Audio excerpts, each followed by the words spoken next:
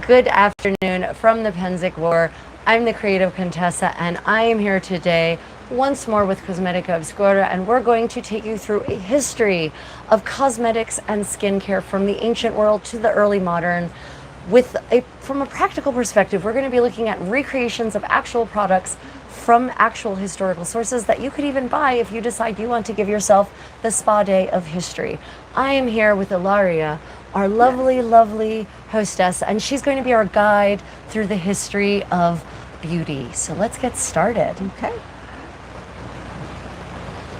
So this is our shop. Over here we have bath and body products and also sachets, which are new this year.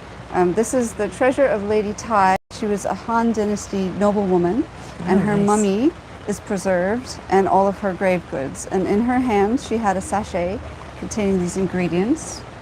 Did that she we really? recreated? Yes. Is she the lady who died after eating too much and had a heart attack? Yes. Yes. Yes. So for those who don't know, she died with a very full figure, and yes, her body is so well preserved that it's alarming. Actually. Yes. Yes. Her clothing too. It's incredibly remarkable. well preserved. So we've recreated the recipe as closely as we can. It's a beautiful spicy scent, a little floral. Oh my gosh, It smells has so fresh. Japanese cinnamon fruit, wild ginger, galangal, Sichuan pepper. Galangal. That is an interesting import because that would have had to be brought up from South Asia. Yes. Wow. And it was in her hand. Do they have any theories about why it was in her hand? Was it just to perfume her for the afterlife? She had a number of perfumes and incenses in her grave goods, and I think right. Right. Interesting. And so if you put this in a bath, what will it do to the water? This one I would use as a sachet, but our perfume for bath can also be used as a sachet or a bath tea. Right. And this is that you could put in the water. You could. It probably would perfume the water, not as much because they're hard spices. Right. So you think that's not so much that doesn't go in a sachet. It's more a sachet for making things smell nice. So would you put that in your closet or closets, cabinets, amongst your clothes? You could also have it out in the open as a potpourri. Presumably, some of these items might even repel insects. I'm Presumably, assuming. yes. Yeah. Well, it worked to preserve her, or help preserve her anyway. Yes. Okay, what's next? We have 2 sachets. This perfume for bath can also be used as a bath tea. It's from a 16th century manuscript, and of course, when they bathed in the Middle Ages and in the Renaissance, they would put herbs and sweet-smelling flowers in amongst the linens in the bath. Right. So a linen-lined tub with these kinds of ingredients, and we have some here, and this is what we used for your glow up. Oh yes, And it's a blend of everything. It's got a lot of resins. Oh my gosh. And woods and herbs and roses. Smells so good. And flowers. Yes, it's got multiple flower buds. The cameraman, but, oh, it smells so good. So it's interesting. It's called strewing herbs, which for those who don't know, strewing herbs were used throughout, probably from antiquity through the early modern era, specifically to sweeten a space. And they have an insect repellent quality, and we actually have expense accounts from the Middle Ages and the early modern era that talk about purchasing specifically strewing herbs. The Earl of Dudley, for instance, spent large quantities of money on strewing herbs on a monthly basis. I think £1,000 one year, which is an exorbitant sum of money in the 16th century. So this is one of those things that counters that narrative of the dirty, filthy, stinky Middle Ages, right? And this recipe probably would have been one of the more precious ones. It does have commonly grown herbs like lavender and rosemary, but it also has a lot of jasmine flowers, styrax. Right, that resins spices. would have been much more expensive. Yes. Correct. So could you some people might not know what a resin is actually, we take it for granted, but how would you explain a resin? A resin is like a tree's bandage. It's something that comes out of the tree when you incise or cut the bark, and it heals it over. You can also have gums, but benzoin is a resin. So gums are soluble in water, and resin soluble, usually in alcohol or turpentine. Right. I just learned something new. I mean, I knew they were different, but I didn't know particularly, I never thought about it in that way. So, see, learning is fun. And about the Queen's Closet. This is an interesting one. It's for a period sachet. So you could place it amongst your clothes, also used to perfume leather. It's from a 16th century recipe. Did you say to perfume leather? Perfume leather, so you could store it in your gloves. Oh. They would also. I store it with my armor. You could. It is fairly strong. We might be running this experiment, storing it with his armor and see if it makes it smell less awful.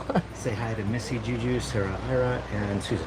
Missy, Juju, Sarah, Susan, nice to see you. Welcome back to Cosmetic Obscura's beautiful shop. The curls are still there, Sarah. They're still just here. Not as prevalent. They're not as prevalent. They've fallen a little bit. They were much more boingy earlier, but we have some theories, so more later. Okay. Yes. So this is the Queen's Closet, Yes. correct? And it has a lot of spices. We made it very spice heavy with roses as well. Oh wow! It A bit smells of orange. It smells like a spice cookie that married a rose. Like That's lovely. it's a wonderful smell. It's a really wonderful smell. Cool Cat says the curls still look pretty good. Thank you, Cool Cat. So, spices, these days spices, I mean, they're expensive, but they're nowhere near as expensive as they were in this era. So for certain, the Queen's Closet would have been something very much for a very wealthy member of society or royalty even. What is the source for the Queen's Closet? It's Alexis's research. It's a 17th century court perfumery book. Oh, Yes. well, that's very exciting. Yes, said to be for Queen Elizabeth. That's very exciting. So then we'd be talking, very early 17th century in that case. Very nice. So, Ayla says hi, everyone. And Susan has a good question.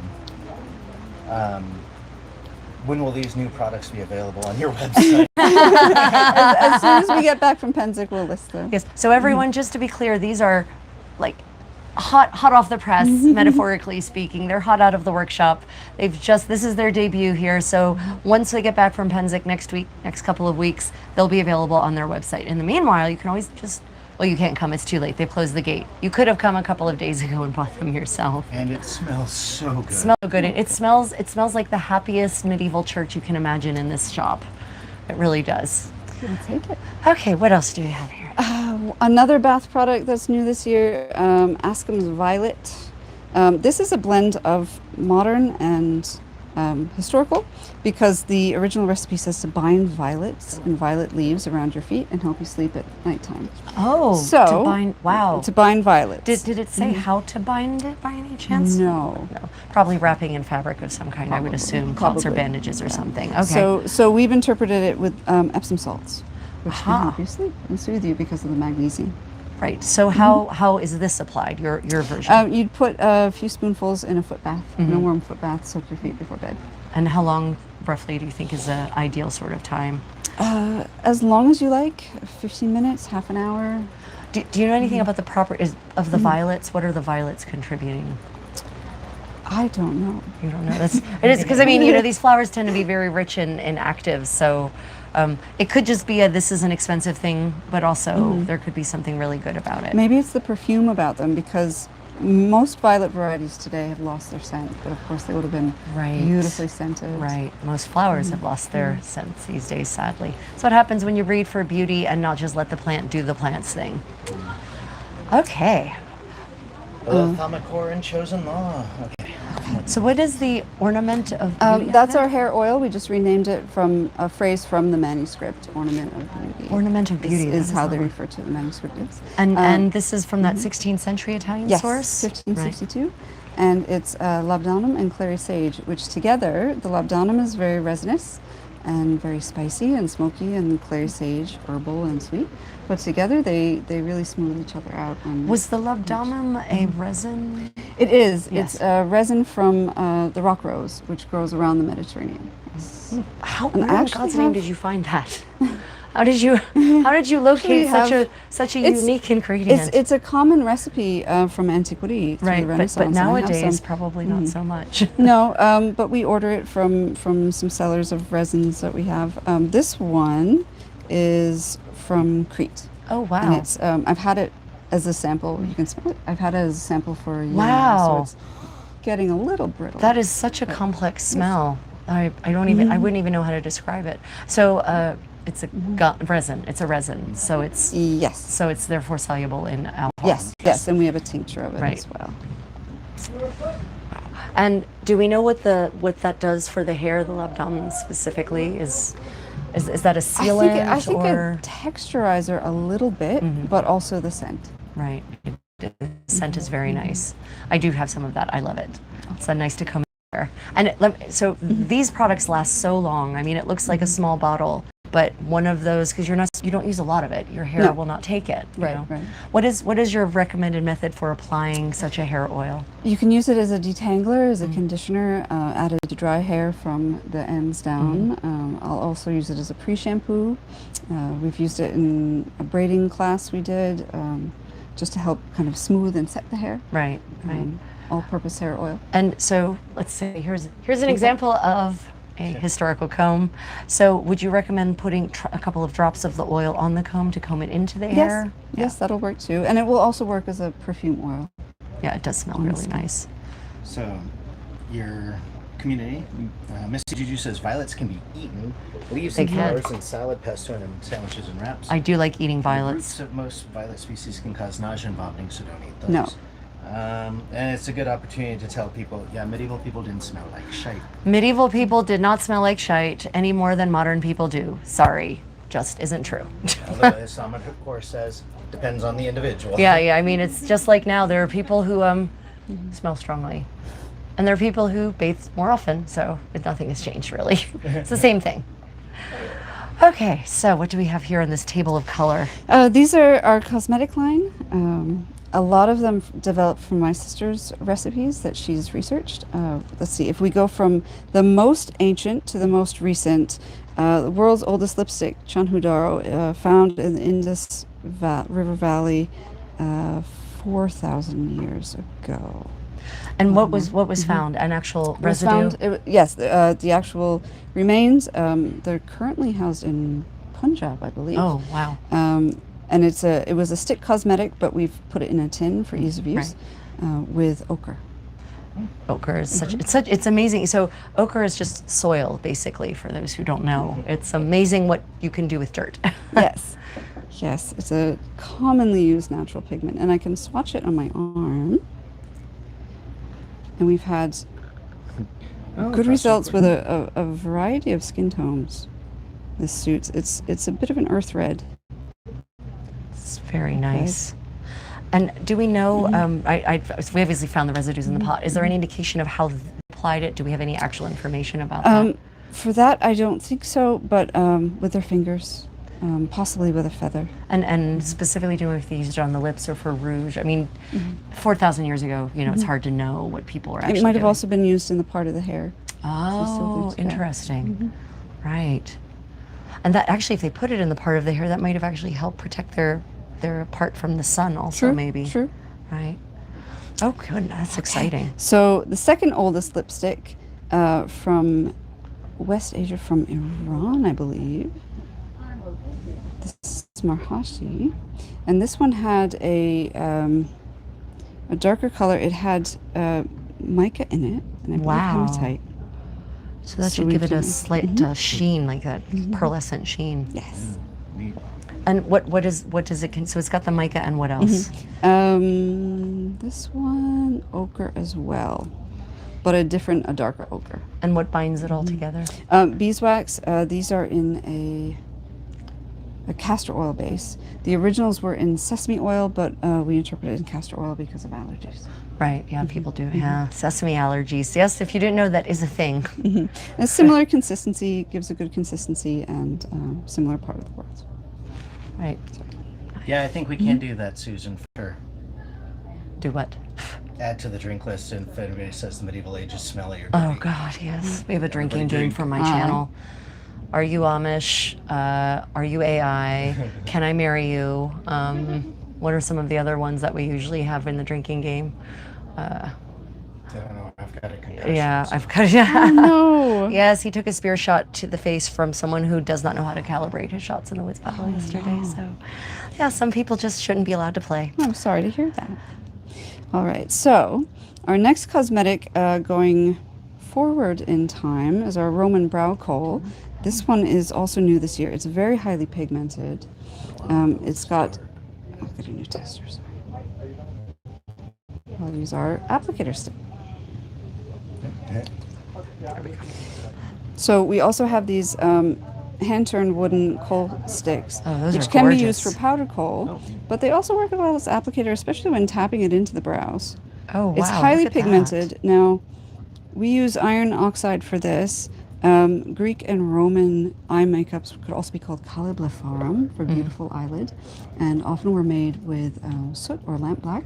So we've tried to mimic that color, and we are also making at home and available for pre-order at Pennsic some soot, some rose lamp black. Oh, wow, yeah. If you've ever seen lamp black being made, it's quite a process.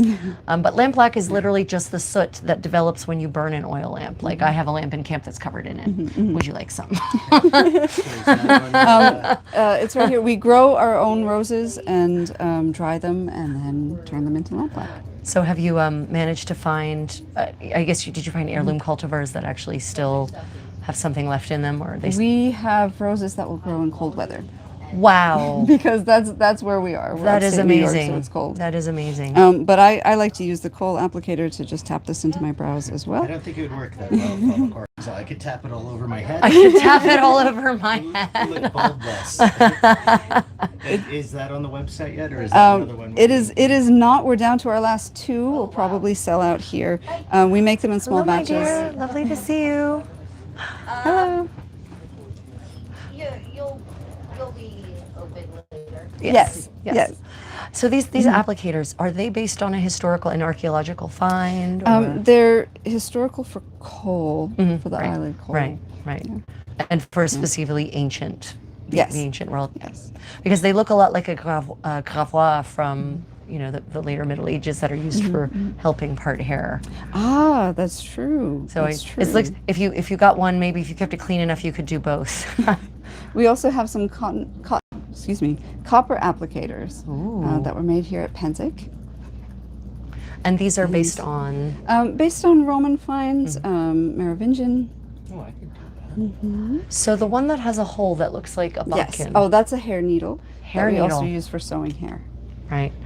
So for those of you who are looked at the curl experiment yesterday, you might notice the curls have been slowly falling. So we have a theory that possibly some of those really tight curls that you see framing faces in 15th century Italy were actually sewn in after the curling item was removed. So we're going to be testing that experiment, which absolutely means you must have a damsel or a maid to take it out of your hair. If you try to take that out of your hair yourself, you're probably going to end up with less hair. And I just wanted to show you another applicator we have. This was made for us by Thorthor's-Hammer, who's also here at Pennsic, based on Roman finds for So grinding gorgeous. pigment, and also as a spoon to get materials out of Right. jars, out of containers. But that can also be used for applying. Evidently, the crowd is already interested. What is your website? I'll give you a card, cosmeticaobscura.com. Yes. Okay, I'm gonna put the card up here. There we go. So I was telling people earlier, a lot of these tools have multiple purposes because in a pre-industrial era, you can't just afford to have a specialty item for every single aspect of your life. You have a couple of things that can do everything. Right, and they're often double-ended, Right. with different shaped spatulas or spoons or a sort of olive pit shape on the end. Right, and that's the scoop and the point. What more do you need, really? And the scoop on that one, like you said, is the flat side, so that you can in fact grind pigments and Yes. whatnot. Yes. Yeah. And those were used for medicines as well. There's a lot of overlap between eye makeup and eye medicines, Right. especially in the ancient world. I mean, ingredients are all basically the same. It's just how you mix them and then use them. Yes. In some cases, not for the better, because you shouldn't be eating lead, but there we are. Well, they knew lead was poisonous then as well. They did, So they yes. also had a lot of alternatives that were relatively safe in time period, and that we tend to work from those as Yes. much as we can. Yes, absolutely. What age are we actually covering here?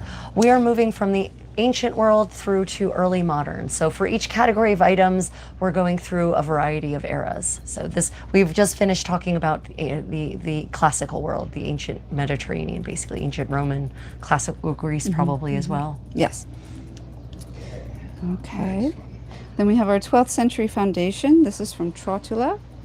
So it was a manuscript, collected works of a female physician with cosmetics and also remedies for skin. This one we found, it's quite concentrated, but it is sheer, and this is what we used on you for your glow up. Yes, and everyone loved that so much. Like, do it every day. I'm like, no. I Now, don't have time. it can have a bit of a drier finish when applied directly to the skin and has a skin lightening effect, but if applied over a balm, it gives a dewier finish and blends very well. Yeah, that looks gorgeous. Look at that. Yeah, so for those who don't know, the Trotula is an amazing collection of women gynecological medicine and also cosmetic and aesthetic suggestions and recipes from the 12th century, and it gets copied repeatedly all across Europe in multiple languages all the way up to the 16th century. And so even though it's originally in the 12th century, it's very likely that people were tapping into that resource for many centuries thereafter. And it's really fascinating to see how many of the recipes, the prescriptions, the pharmaceutical suggestions are actually probably very effective. And some are also scary, but We don't do the scary. yeah, we don't do the scary ones. No orpiment in our ingredients, thank you very much. No. Let's see. Then we have the Rouge of Florence, which is cheek rouge from 1566. It's also a sort of a brick red, but a bit rosy.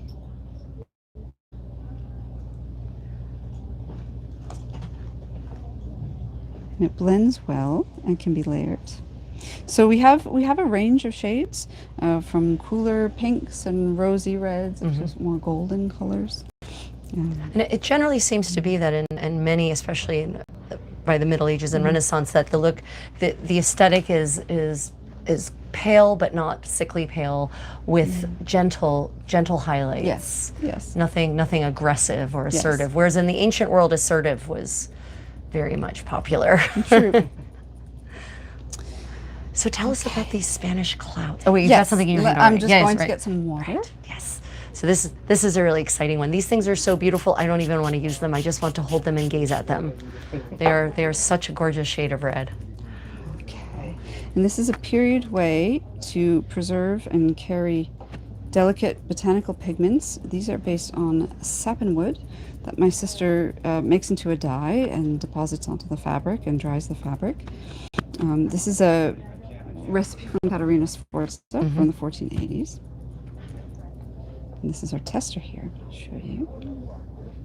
They're on linen. She dries it onto linen. And you can wet. I like to just put a little bit of water on my skin first. Or you can dip it directly into water. It all depends on your touch. How you like it. And you just wet the fabric a little bit. Let's find a space to go here. Now for me, Just running out of arm. I'll do the other arm. It makes a nice cool tone red. Now this will adjust to your skin's pH a little bit. So it looks a little bit different on everyone, but it's a beautiful color. And with more water, it yields a lighter tint, and then you can also build it and make it very dark. So my question is, can you explain a little bit of the process about going from wood to beautiful red fabric? Let's see. Well, she makes it into a dye with a recipe that she developed. So the original recipe, like a lot of historical recipes, is a partial one. Right. Thank you. Whatever. Okay. It's fine. So like you have this wood, do you grind it? Do you like grind it into a powder, or do you soak it and make powder out of it? Or It involves some soaking. What was interesting was the original recipe. We like to start with the original recipe and try and recreate it word for word as much as we can. Right, and see what happens. see what breaks. And Yeah, that's see right. What's, It didn't what's work. left out. And in this case, there was a straining step left out. And so she has redacted a recipe that works very well and gives a nice texture on the skin. Right, so this sounds a lot like medieval recipes for anything. So there's a lot of medieval recipes that just assume that if you're reading the recipe, you already know what you're doing, basically. So they don't have to tell you everything. And also, scribes often just forget to include everything that they were actually told to include. So just keep that in mind if you're ever recreating medieval recipes for food or for cosmetics or for medicines, anything, that likely there are steps not mentioned that are taken for granted. Like straining out, for instance, you don't want chunks of wood in your clout. Yeah. Take a moment to say hi to everybody. Hello everyone, welcome to Cosmetica Obscura's beautiful shop. We are getting a tour through the history of makeup and skincare from a practical perspective using items that have been reconstructed, recreated from original historical recipes in a safe way. And now they're available for you to beautify and soften and generally please your skin and your hair. If you have questions about historical makeup, historical hair care, now's the time to ask them. So feel free to pop them in the live chat. And you can use that on the lips, right? Yes, yes, we used it on the Right, lips. right. Yeah, so if you put it on the lips, what do you recommend, wetting the lips with water first in that case, or dipping and then applying? I would dip and wet the cloth first. If you wet the lips, it might not deposit the color right away. Right. It needs to get started a little bit. And how long, roughly, these seem so saturated, how long does each of those clouts, how many uses, applications do you think each of those clouts? Well, I've been using, I think, just 1 or 2 sheets as testers at Penzic. For full duration. Wow. Yeah. So they last a while. They last a while. Impressive. That's really impressive. Maybe There's 3. just such a beautiful color. I mean, just look at that beautiful color. There we go. That's just gorgeous. And it's a pigment, not a dye, which means it will come off. Yes. Yes. Now, are there other colors available? We have, let's see, this is a single color based on that recipe, but we also have other cheek stains and other water-activated rouge products. So what about this Rosetto here? Rosetto. This is from Book of Secrets from Venice from 1561. This is also, this one is also based on sappanwood, but this one is an alcohol base. Excuse me, rosewater base. We also have alcohol base. Oh, a rosewater base. Oh, that's It's rosewater. So the color can settle a little bit, but it can have some sediment, but you just shake it up. And I'll get a cotton ball.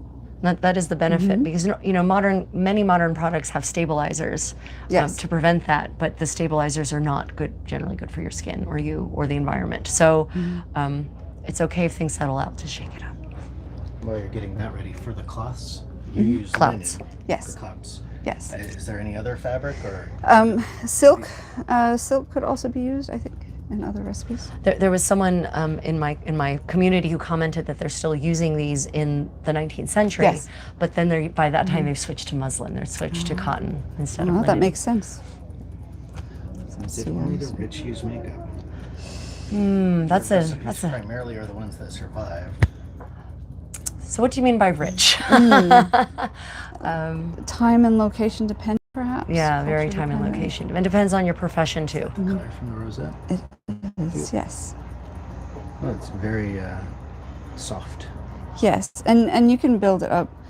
This one's a lovely kind of cool pink on me. Actually matches my skin tone pretty well. Is there any egg involved? Not in these, no. Yeah, so I think that the question about whether this is something for the wealthy. These recipes are certainly intended for the wealthy. There's also a question of time, the time it takes to apply cosmetics. And many working people would not have necessarily had the time in the morning to do that. That doesn't mean, though, that maybe for special occasions they didn't have something maybe not made of quite the top shelf ingredients that they would necessarily have applied. So, that's always a hard question. The lives of the lower classes are always the least documented. True. So, but it's not like today where anyone can walk into, God, I don't even know what the shop's name is here, but walk into some cheap cosmetic shop and buy some cheap makeup and put it on. It's definitely not like that in this era. Here's a good question that I think is asked in earnest. What about for women of color? This for their skin tone? Yes. We've had a lot of variety of people test these, and they work with a variety of skin tones. And one of Alexis's interests also is skin tone foundation colors. So a lot of, I think, modern commercial foundations use white titanium Right. as a foundation as base color and treat it as if it's not really there. And Right. that does give a grayish cast. Right. So she's interested and has been experimenting with yellow, golden bases, red bases, and researching the history of those as well. So has she been looking to African sources Yes. or Southern Asian sources Yes. perhaps? Or not that's a bad example because Asians have historically tried to whiten themselves, so that's probably not a good example. But yeah, that's very interesting. I'll be. How, do you think those will be developed by next year, maybe? I hope so. Yeah. Exactly. I just So- tell you, a lot of my members of my community are like, but my skin is not pale, Right. you know? And what's interesting about the 20th Century Foundation is on me it lightens, but on olive skin it does tend to sort of give a dewy finish, almost a little bit like a highlighter. Oh, right. So it does blend in. Right. It doesn't just stand out. Yeah. You're distracting everybody. What's the fan from? Oh, so normally I wouldn't be using this, but it is very humid in this tent. So could you tell us about this fan? It's a Hanfu Chinese style fan that we got. We just think that they're beautiful, and they do fold up for fold storage. up? They do. I can show you how. I don't know what I've done to That's that. I'm all sorry. She's so hard on everything. I am. It's hard to be in the Contessa's grasp. But turn them. Oh. Oh, and then it just, you bind it around the bead. Wow. Magic. I had no idea. I'm actually amazed. But you always need a fan at Are the Pensick. fans on your website? They will be. We've almost sold out of them, but they will be. I think it's something we're going to continue to Yeah, carry. I think I've seen depictions of these back to the Tang Dynasty. I feel like so. This is not Europe. This is Eastern Asia, but right now it feels like Eastern Asia in the summer. So Yeah, everybody loved the fan. Okay. Before we stick with the fan. distract them quick. Oh, the Elizabethan Rouge. Elizabethan and 1595, both very close in time. This one is carmine as the Carmine. pigment, Oh. which is a New World pigment. But They the say. replacement for Does the that come from insect- cochineal? Is that extracted Uh, from And cochineal? there goes my paycheck. Yes. Let me see. There's cochineal. There's Kermes. Kermes. Yeah, Kermes is Old the World. Old World. Yeah. Yes, and then carmine is the New World. So yes, cochineal. Yeah. So for those who don't know, cochineal and Kermes are these little red lice. I know, don't get gross. Just work with me here. And they grow on very specific plants. Kermes is the one that gave that amazing red, the Renaissance red with those bright red, and they're almost extinct because they were basically used until there were almost no more of them. But cochineal is from the New World, from Mexico originally, and the Spanish brought it back with them, and it turns out to have 10 times the dyeing power of Kermes. So it basically supplanted the Kermes industry entirely, and one of the dye stuffs that you get out of cochineal is carmine. And then the 1595 Lip Rouge, this one is an example of a substitution that we make because it was based on, I believe, vermilion. Oh, vermilion. Which would not be safe. No, that's a hard no. So we use skin-safe pigments. Yes. And with these, especially if you use a light touch, you'll get a light color, or you can deposit it for a much more vivid color So could you please tell people why you chose to not use vermilion? because it would be toxic. It's toxic. And actually, I forget, where does vermilion come from? Is it a resin? No. Let me see. We'll have to ask Alexis. when she Yeah, vermilion. Don't use vermilion. It crops up so often in these concoctions when you're looking for colors. It's a beautiful red. It's stunning. So for the 1595, the Yes. Elizabethan, basically the Elizabethan rouges. Yes. What was the aesthetic in that era? Well, more heavy makeup, especially as Queen Elizabeth aged, and preferred the more heavily painted face. And so the and other wigs. ladies were Yes. then trying to imitate Yes. her, probably, right? And of course, I think the rumor I've heard, and I still have to confirm this, is that she contracted smallpox and had a great deal of scarring, and thereafter she covered it up with lead-based makeup, which apparently just made it worse. And made herself into an icon of sorts. Right, so. right. Yeah, she became the porcelain doll, the queen who was not unassailable. Where do you get your dresses? Back up so I can see Oh, all. yes. Okay, where do we get our dresses? So we make ours. These are all self-made. Ilaria has made her ensemble, and I have made mine. So we make them ourselves. Yeah. Evidently, vermilion was made from powdered cinnabar. Yes, Cinnabar, that's right. Cinnabar, that's it. Thank you. Thank It's you. been a long Yes, day. Cinnabar. No, that's a hard no. No to Cinnabar. No. Say no to Cinnabar. Go to cinnabar. Okay, where should we go next in this See, shop of wonders? we have a couple other rouges over here.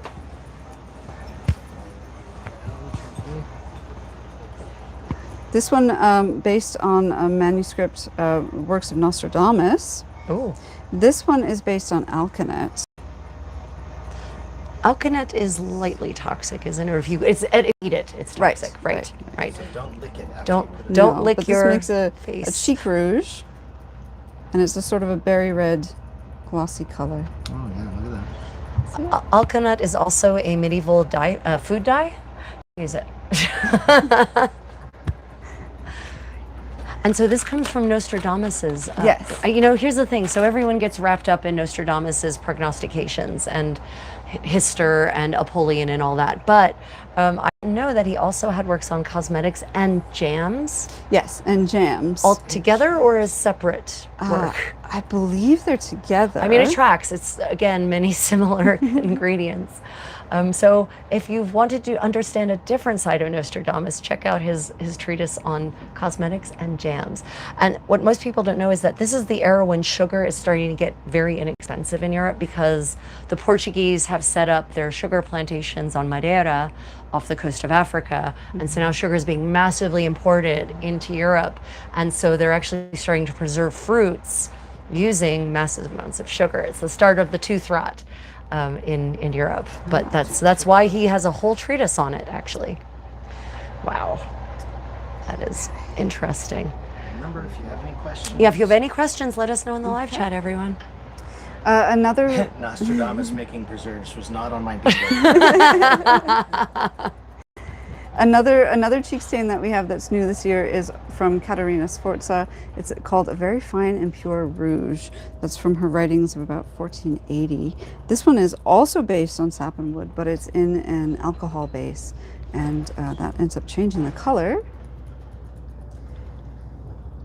And we found this to work interestingly with a variety of skin tones. Figure out where. More arm. More arm. Yes, my sister's very good at swatching. She has the touch for it, but she's not with us right now. It gives sort of a warm, peachy It really does. golden red. I don't know if the camera picks it up so well, but It's a really gentle color. And it can be applied more lightly, and these colors will adjust to your skin tone and deepen a little over time. Is this the 7-day rouge? Yes. Yes. It does not fear water for 7-8 Right, days. it doesn't. Right, It does right. not fear water. Celia, and the original source. So Caterina Sforza, for those who don't know, was an amazing woman. Look her up. I mean, I want to be her when I grow up, in all the ways. So you should really look her up now and figure out why I want to be her. I'll just say she held cities on her own and kicked the asses of many men. Anyway, she wrote this whole book of experiments. And thankfully, they've been preserved. Someone shortly after her lifetime in the early 16th century took an interest in them and made a copy of her original work. So we don't have her originals as far as I know, but we have an almost contemporary copy of them. And she was a scientist. She ran experiment after experiment, tried all kinds of ingredients to do all kinds of things, including alchemy. And so, this is one of her recipes. Now, what I'm wondering is if, like a medieval recipe, if she, again, left things out and you had to fill things in.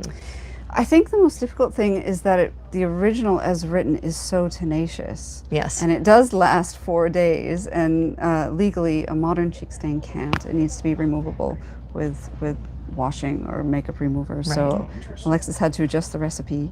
And did the original include alcohol as the base as well? Yeah. So her recipes tend to be pretty thorough and pretty clear. So one of the viewers loves the subtle edge of your veil. Oh, thank The you. frill. Yes. The And frill. Susan asked if there's anything else based on the Lady of Forley. Oh gosh, Yes, yes. there Okay, well, is. right next to it, in Right fact. next to it. Thank you. How Kevin. convenient. Okay, let's see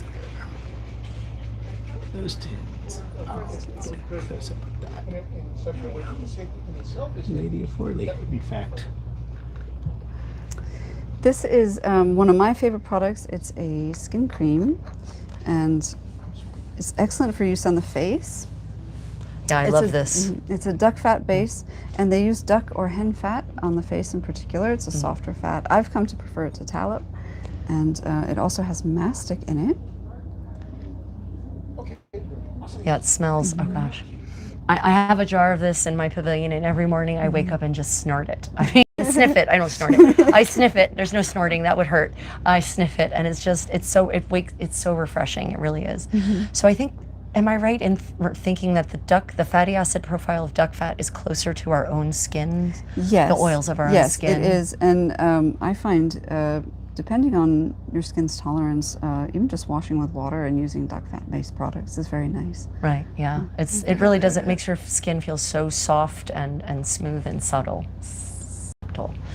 Yes. Missy says packages and names of products are top notch to make the breast look firm and plump. Yes. Remember, names matter.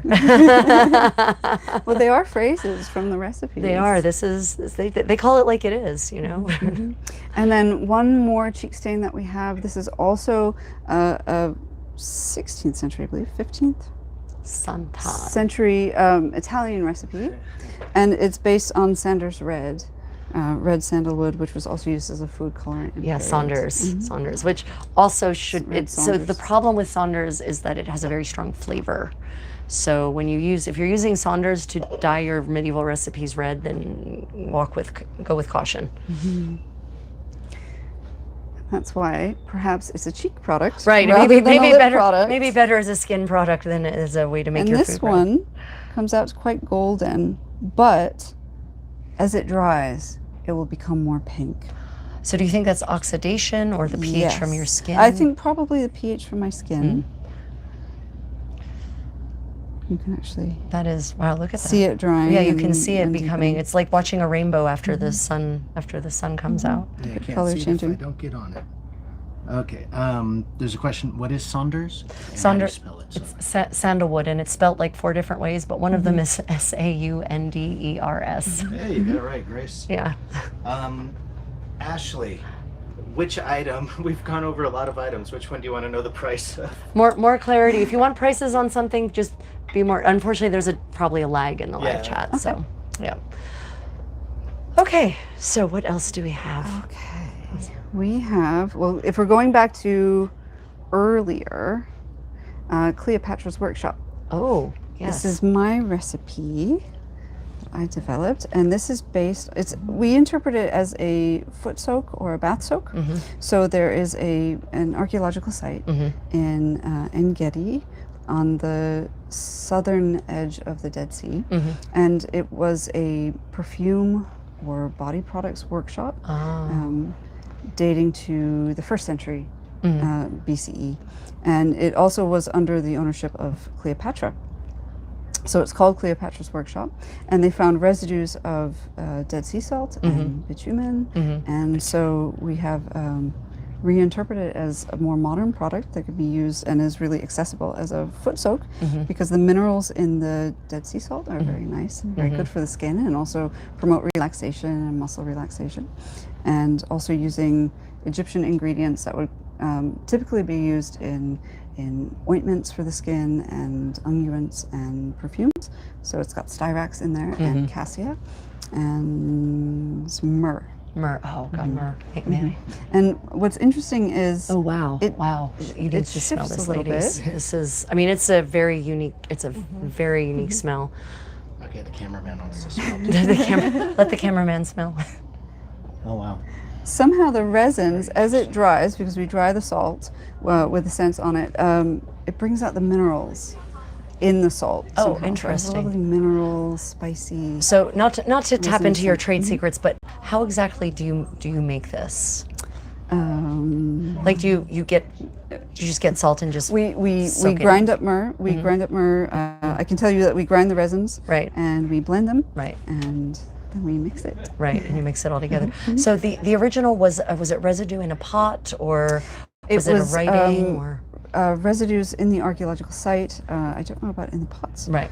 But they also found the equipment, so furnaces and presses. Right. And That's just Right. those pottery fragments. Yes. With the, and then do you have anything that will have elements of the original balm of Gilead? Oh. Well, it's debated what balm of Gilead was, Right. isn't it? It's one of those mysteries. I would say one of the things that I'm excited about that we have is terebinth. that we have is just a scent. So terebinth, I have it over here. It's a tree related to mastic. Did you smell this when you were here? No, last? I don't think so. It's related I'd to remember that mastic. word. It's a shrub-like tree. Oh wow! Yeah, it's, you can smell the mastic clarity of It's it. similar to frankincense and mastic, and it's the source of the original turpentine that was used in shipbuilding, but also had a lot of medicinal and cosmetic uses as well. And we got a small amount from Palestine. Oh wow! Wildcrafted, and it sweetens. It sweetens as it dries. Oh yeah. It's No, I mean very- it's like it's already it's rounding out. cooling, It's it's already herbal. rounding out. I like this one. Wow. So that historically, where is that position? Around the Eastern Mediterranean, from ancient times, and up through the Renaissance as well. Right. There seems to be a big break in general in many aspects of cosmetics and food with the Renaissance. You know, at the end, in the early modern era, they start using completely different ingredients. They start spicing their food differently. There's just a big shift. A lot of, I don't know if I'd describe it as sweet and sour, but I know the Elizabethan palate tended to combine herbs and flowers and resins and spices and musks all at once and fruits, and rather than keeping those separate, as we might say. Right. Right. Yeah. It's much more complex. Wow. Do you use henna in anything? Not yet, but henna flowers are an ingredient in Egyptian scents and also in Roman cosmetic colorants, which we're studying. So stay tuned for more. Stay tuned for next year's developments. Okay, and then the next question only I can answer. The cameraman loves it. So what do we have over here? These pearl. Anything that says pearl in it just automatically draws my attention. Here's a great question too. Before we get into the next thing, who makes cosmetics in the medieval era? Is it or the like? They're asking if you're dressed as a nun. No. I mean, That's a hard that's no. what they're asking. No, it's just, So- she is just dressed as a middle class working lady. Yes. She's got her apron on. She has a coat on, COTE. Yes. She's got a wimple and she's got a veil. This is not nuns wear per se. This is women who are no longer off the marriage market, as it were. That would be me. These are women who are no longer eligible. So no, not a nun. Not a nun. But that is a good question. So who was making these what are very clearly expensive skincare products, cosmetics products? We have these recipes. Sure, but- it depends on the time and place. Sometimes women would make them for their families or for themselves. We have an ancient Roman product that I can talk about in a minute that's relevant to that. In the Middle Ages, a lot of the sources that we have are for courts. So the people in the court wanted these recorded, so they would have had an apothecary or a physician. So, So you think an apothecary or physician may have compounded these items, right? That does make sense. Some of them crop up in ladies' books of secrets too, Yes. right? And for those who don't know, a book of secrets is a lady's book that has all of her special tips in it, right? It's like now we collect all those recipes, right? Well, it's the Pinterest. It's the Pinterest of the Middle Ages, right? It's all those secret recipes. It's the way to do things. It's how to do finger loop braiding. It's how to sew things. Sometimes astrology ends up in these books of secrets. So, yeah. Okay. They're having a field day with the questions right now. Anything with peony? Peony? Peony. Evidently Susan loves peony. Not She's yet. thinking Korea. Okay. Not yet, but Maybe. in the future. Any I do love peony. products? What's that? Hair products. Hair products. The hair oil. Yeah, so at the beginning of the live stream, if you want to go back and watch the beginning, we did talk about a very nice hair oil that would be used for detangling, for scenting, for moisturizing, for texturizing, and for helping create hold and styles. That's from 1560s Italy. So they do have that, and that is now called Ornament of Beauty. Ornament of beauty. Ornament from of the Beauty. manuscript, yes.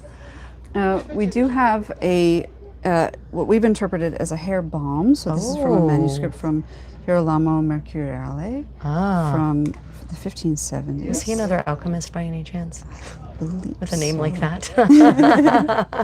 And it's a really nicely scented. It's got bay laurel and myrtle in it, Oh, yeah. and also, as I recall, labdanum. Yes. So the resin rounds it out, and it has a high wax content. It was originally meant to be something that stimulated the growth of hair, but we don't want to get into anything medicinal. No. So we've interpreted it as a hair balm. It's good for. But it could help me. We've interpreted it as a balm that's good for the ends of hair, particularly when you're doing historical hairstyles and you're not going to use elastic bands to seal the end of your hair as you're braiding your hair. It's useful for that. It's useful for beard, mustache. It can also be used on the body. Now, when you say seal the hair, for example, on hairstyles, do you mean just the individual tips of the hair, or like as a group, keep the hair together at the end of a braid, for instance? Both. So it's very nice, a bit like a light pomade, to sort of hold all the hair together. So it helps add hold. Yes. Very light hold. And that's right. His recipe, he says it's to help grow the hair, but yes. So it would have a burning effect originally, and we don't want those concentrations. No. That's actually somebody's question right now too. What would they use to help fix damage after the use of lye and etc. for hairline? They had lots of recipes for burn that. creams. Yes, burn creams. We haven't gotten into anything medicinal. But we're interested in scents. But this would definitely condition hair, Right. Because it's in a beeswax base and olive oil base. Right. And you just rub it in. You want to just rub it in? No. So naughty. Yeah. So there's a lot of burn creams that follow the more exciting recipes that could possibly lead to burns. So yeah, that is a thing for certain. And here's another really, really good question. Can you ship internationally? Like, do any of the products prevent you from doing so, or? Some of them might. We do follow IFRA guidelines, but we haven't shipped internationally yet, but we will work on that. I have a large following, so Okay. you could become world famous. Okay. Here's the website again, since we seem to have bumped up the numbers again. Cosmetica obscura. I think we need some of that hair balm. Yeah. Especially the idea that it helps create hold is very attractive, right? Yeah. Okay. Okay, next. Okay. If we go back to ancient. Yes. Okay. This is one of our first experiments. We're calling it body incense. This is for something called trokiski. Now, a lot of times it's a Greek or Roman recipe, and it lasts for several centuries. So they were used in classical times, possibly even earlier. And then this one is from Metrodoro, 4th century CE. Oh, wow. And basically what they are is they're tablets, they're pellet forms. So a lot of times with cosmetics or medications would be mixed into tablets and then for storage, and then you could grind them or powder them to use them. So we followed a recipe as closely as we can. It's got rose petals and Greek wine. And Greek wine? Greek wine. Nice. And, we've grown our own roses to see how they behave in the mixture. And it makes a kind of dough, and you dry it. And the idea is that you can grind it up and put it on damp skin as one of the last steps of your bath, like a styptic powder. They would have used it. But also, if you add water to this, it will become kind of a soft, almost like a poultice or a scrub. And it scents the skin. And so you said Metrodoro, so Byzantium, sort of Yes. Constantinople, Yes, yes, probably, right? And what made you choose that adorable little sunflower shape? Oh, we just thought it was beautiful. It is beautiful, yeah. No, Yeah, and I love it's Unfortunately, it looks like the little cookies from Joseon. It does. It looks like dashik. It does look like the honey dashik. That's pretty funny. I suppose you The could eat yakwa. it. I think it might be bitter. Yeah, it might be bitter. So when you say use this, Would it last? yeah. Oh, that's a good question. How long would it last? Well, I think depending on how much you use, we've got them in packs of 6. How long would the scent last? Or Maybe, how long yeah, the maybe, products, yeah, how that's a many good uses out of question. Products. Maybe both. Okay, Yeah, let's go with it. you get multiple uses out of this. You'd only need a small amount, depending on how much of your body you want to cover. Right. And how long does the smell last? Especially because it's got myrrh in it, it should be long lasting. I mean, if I put myrrh on my face as a mask or something, it'll last for hours. Right. Nice. Would they historically have bought any of these from the Far East, or are they primarily home-based? A lot of the ingredients would have come from, especially Africa. Africa and around the Arabian Peninsula for a lot of the resins. But these could be produced by physicians locally. Are there any foreign cosmetics that became famous in medieval Europe? Oh, that's a good question. I don't know about famous. Depends on what you mean by foreign also. There's some French stuff that became famous in England, it's foreign. All I can think about is, lapis lazuli becoming ultramarine, but that's not for that's not for cosmetics. That's for painting. The cinnabar? Oh yeah, maybe. Oh yeah. Yeah, maybe cinnabar. Yeah. Okay, so what is Ovid's salt scrub? The little pots make me love it automatically. Sure. Questions about, yes. Here's what they look like. We've put a beeswax and linen cover over them and then a little seal. Open it up. So the question asked earlier about who would have produced these and would they have produced it for themselves. Right. This comes from a manuscript from Ovid. Medicamina faciei feminae, which is care of the feminine face or the female face, and it's a didactic poem where he has recipes for ostensibly things that women would make for themselves as cleaners or skin treatments. Now, this is an interesting recipe because he gives the weights for only half the ingredients. Oh. And then says make it equal to the earlier ones. But we do it like you did before. Yes, course, we translated it and we converted it to modern weights and then sort of interpreted the rest of them. And it has salt, it has frankincense, honey, myrrh, and olive oil, and also we use some ben oil because that's another ingredient from... What kind of oil? Ben. It's desert date. It comes from Egypt. So it's a desert date tree, has these green fruits, and the pits of them yield a very soft I've oil. seen the green. I've seen the green date fruit. So wow. It's an excellent facial oil, so we put some in here. However, I'm not sure that I would use this on my face. We did use it in class last year, in A&S class, but we've interpreted it as a salt scrub, as like a body scrub, which is nice. You could put it on your face if your skin tolerates it. I was thinking it's maybe too harsh for the face. Is that what you're... Possibly. The original Latin references natron to lower swelling. Natron to lower swelling? Maybe it was a spot treatment or a face pack. But it was fun to make it and see how it came out and think what could it be used for. So it makes a very nice salt scrub. It looks like a jam. I think we'll be getting one of those too. It does look like a jam. It's like, may I smell it? Sure. It smells like a jam. It's got a lot of frankincense. It smells lovely. Now I will eat it. The ben oil, is that, I'm not saying that you should eat it, but is that a generally digestible oil or only used in topical products? I don't know. I think digestible. Right. I would think so. Yeah. Let's see. So the wild cinnamon. Wild cinnamon. This is also from Mercuriale, and it's another hair treatment. So he has a number of recipes about treatments for the hair, and we've interpreted them as balms. And this one, the fat he lists is tallow. So this is a beef tallow. He actually lists tallow. Interesting. He's writing. It's interesting because he's writing in Italy. That is an interesting choice. Oh yeah, and it smells like the best cinnamon. So, what is your recommendation for the application of this? Body, also hair as a balm in the hair. Have you tried it as a hair balm, and what is your experience? Yes, I like it. I like it because I have wavy hair and sort of coarse hair. I use it as like a brushing balm to help detangle. So I'll brush it into my hair, into dry hair, but you can put it on wet hair as well.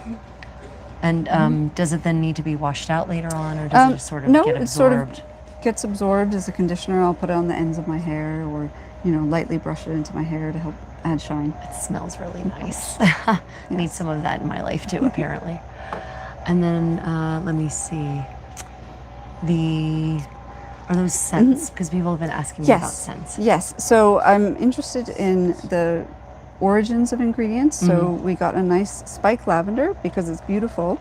And when they were distilling lavender in the 16th century, it would have probably been this variety. It's not as high in camphor as other lavenders. Oh no, it's much more. Yeah.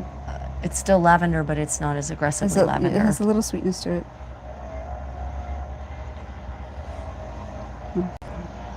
Oh yeah. And we get a lot of requests for lavender. And so I what's the wanted to difference add between so spike lavender is just a variety? It's a variety, Just a variety. yes. Right. Right. that. And then chamomile as well, just because I love it. I wanted a nice chamomile because we get requests for it. Really? Nope, And I still find it- smells like pain. Okay, It so let me smells tell like you why I pain. say Oh, that. So that's right. I lived in Germany in the Empire, the Holy Roman Empire, for a great many years, and I had to have a tooth excavated from my jawbone, an impacted wisdom tooth, and they don't believe in giving you pain medicine in Germany I've because heard it's a diagnostic this. indicator. So I had no pain medicine, but they asked me to wash my mouth out with chamomile tea 3 times a day. So for me, chamomile is the taste of pain. I'm sorry. I can see why it would be. It's like everyone's like, "What do you mean I'm it's the taste sorry. of pain?" Let me tell you why. could see No. why it'd It's just funny. No, I can intellectually understand. Yes, it should smell nice. Don't smell it then. No, it's fine. It's fine. I accidentally got her a chamomile-based TV the other day. I gave it to Darius. Oh, thank God. Thank To me, God. it smells like apple barns. Yeah, see, and it dried should. herbs. By all rights, that is what it should smell like. You Oh, are I'm right. sorry. A whole class of herbs has been removed from my my vocabulary, basically. Where did Alexis go? Clove oil for you? These are her recipes. They wanted to know if Sure, things it'd be got good more for- painful because it would be a sign of infection, and so I just was headachy and it was not super great. And I still had to work because I was a gig worker back then and I didn't have paid time off. Anyway, let's go over here. Pro cream. One last Alexis. question first. You don't have anything for mosquitoes. Mosquitoes, patchouli, which we have because it's used in Roman perfumery. Is it so? What exactly is patchouli? It's a green plant, a Okay. low-growing plant. It comes from Indonesia, Oh, interesting. and it's a cool. To me, it's cool at first, and then as it dries, it gets warmer and spicier. This is a light patchouli, which has to do with how it's distilled. And it basically it's a natural repellent. Yes. So, Yes. which makes sense why people in South Asia would want it. Just need a full bath of that stuff. Yeah, lots of you should. We should just ask them for a gallon of it. Like, do you sell it in bulk? He just needs to immerse himself. He looks like his legs look like he has leprosy from the mosquito bites. It's alarming, That's actually. we've been discussing about repellent products we could add. Yeah, it would. I think on you the would. list? There would be a stampede of humans. Okay, to the stuff you wanted to ask about. Okay. This is Alexis's new recipe. She had it as a demo at Burka, showing what was in the works. Alexis, your pearl cream. Yes. The pearl cream comes from a 17th century text attributed to an Austrian princess, an Austrian-German princess. And it is a pomade base that would have been authentic to the time with lemon, rose, myrrh, I believe is in there. And it has powdered pearls as well. Powdered pearls. And the minerals are wonderful for the skin. Powdered pearls. Can everyone hear her okay? If not, let me know and I can make sure we get a microphone to her. Yep. Okay. Because I think they can hear between the two of Okay. you. A truly noble cosmetic is what it called itself, from a 17th century manuscript from a German princess. And it has a light scent that's particular to that work, that manuscript. And it has a nice light shimmery effect. I don't know if you can see it. And do you think is this more of a treatment or like a BB cream kind of thing? Or gosh, look at that! It think- really does have a pearlescent look. Yes. I think Are we able to capture that? It is. Probably not. You could just kind of I think gently. one turn of those skin lightening creams Oh, or yeah, you can see evening it. the skin tone, Wow. especially when you have the white pigment or the pearls in this Gee. case in a balm base. It gives a nice sort of dewy. it. Now, when you say a balm base, what exactly does that mean? Balm fat and Tallow. tallow. Yeah. And this one would be for the décolletage and shoulders as well. Of course. I mean, at this the 17th century, you've got those off the shoulder. It's gowns, so you need to highlight them. So it's all. So the pearls are probably there specifically to create that sheen, right? Yes, To create that glittering, look at me look. and a but- slight lightening effect. Right, evening. right, because it will reflect the light, and then you look even paler, but not unhealthily pale. Of No. course, you look magically pale. So And if you put on want to some look rouge. magically pale, magically beautiful, then this is your cream. I'm probably going to get some of this too, because why not? Okay. So Magistery of Pearls, Magistery which is of Pearls. Alexis, this is also one of her new Magistery recipes. is an alchemical term for transmuting something into something very precious. So turning the pearls into a pearl powder, a precious pearl powder. so Magistery is an alchemical term. Yes, from alchemy to turn something into a precious substance. Interesting. Okay. Did not know And that. that's as far as I know. I'm not an alchemist. No, but yeah, no. but That is. That's what all That's what the- alchemists say. That's what all I'm gonna say. I'm not an alchemist. Don't burn me. And here's what it looks like inside the pot. We just keep it Right, corked in the booth. But she has these lovely little porcelain pots for it. And so And this the is, little pots can be trinket boxes for your jewels and earrings when they're done. they are lovely. I would actually I would just reuse it for more, because when I come here I like to decant all of my not oxidizable creams and whatnot into little pots. Oh, And I have a little good. wooden chest, so I have my medieval toiletry I kit. love it. So that would definitely get reused for it. This is a powder, so this is for setting. Would you use this as a finishing powder? Yes. Yeah. And for those who don't know, you can also, especially if you wear natural sun creams like I do that have a high oil content, then before you put on your beautiful medieval clothing, you should use a finishing powder to just dry it off so that you don't end up with oil stains. Ask me how I know. Okay, moving on. Before they ask. Alexis, these are also two of your new recipes. Yes, the Rosy Cloud is based on a 10th century Chinese cosmetic. The name is Flying Rosy Cloud, and it's a technique of putting a rouge on first and then powdering over and over with rice starch to get just a little bit of pink peeking through. And so this is inspired with it. It's made with a mica that is colored with satinwood, so it's not your typical cosmetic micas. It comes from Korea, and it's colored with satinwood with skin conditioning effects. Yeah, so this look that you're describing was very popular in like the Shilla dynasty, through the Goryeo dynasty, through the Joseon dynasty, and it's a really interesting effect. If you ever get to, of course you've seen it in person. If you've ever seen it in person, it's it's a stunning effect. It's so subtle, and it really does make ladies look just serene and sublime. Actually, I think. So, one of our members asks, do they offer a recycling program after the product is gone? Can we bring it back and get you to refill it? We could offer refillable packets that you can then refill the sustainable container that you. Because these are made of Those are Porcelain? porcelain. porcelain. Yeah, it's It's not yeah. like they're going to go away. Yeah, so exactly. If you Unless I use them. if you would like, they have refillable packets, so you keep your beautiful porcelain container and order a refill. That's brilliant. I love that idea. Fantastic. And the last one. Get in here. This Also, one is our Alexis' first edition at Penzik, Komachi Beni, and it's named after the poetess, Japanese poetess This has of been the used 9th for century, all Ono no Penzik. Komachi, and her name becomes representative of an ideal beauty, and she was one of the, I believe, 6 or 7 the best waka poets of Japan. Wow. And so this is a satinwood and safflower dye, and this one has been tested many times. Yes, you can but see would- inside the edge there the color. Not much left. Not much here at left this that you can point. see inside. Look, it looks like an archaeological find. Exactly. And you just wet your lip brush, and then you get a cheek and lip dye from it. And you can layer and layer and do what's called the bamboo grass lip, where you layer the lower lip until it gets the green gold shimmer, and then the upper lip stays a pale pink, and that's to show off that you have the valuable precious pigment. Oh, so they know for certain that that's not your color. Yes, This is- yeah. Oh, of course. Wow. So it really seems like you're expanding your geographical range in addition Yes. to your timeline. That's really Yes. exciting. That's really exciting. Okay, so what is the Magistra?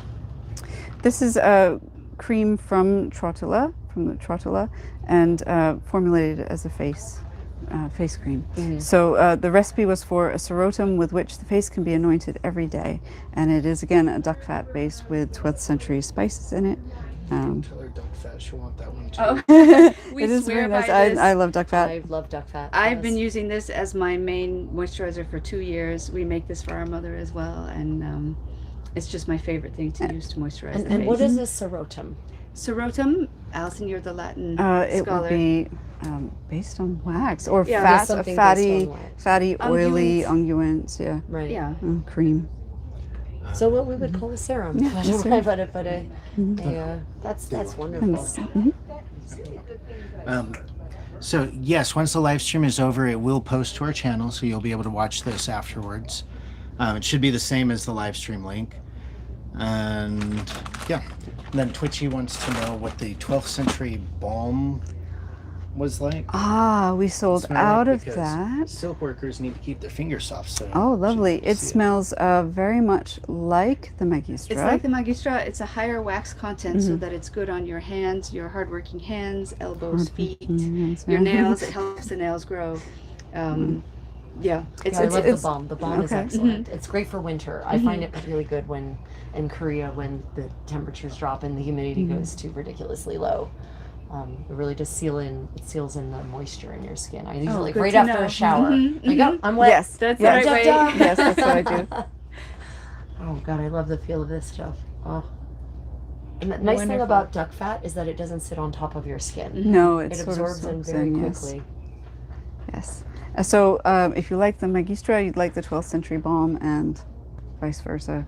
They're good for one's good for body, one's Yeah. good for face, but the face one can also be used on the body. And you know what's Anyway. interesting is, you know, how the original says, you know, serotin with which face can be anointed every day. This idea of daily skincare is not a new one. Right? You should have a regimen. People have been trying to protect themselves from looking aged for literally millennia. Yes. So not a new concept. Contessa seems like a giant from this angle. Holy moly.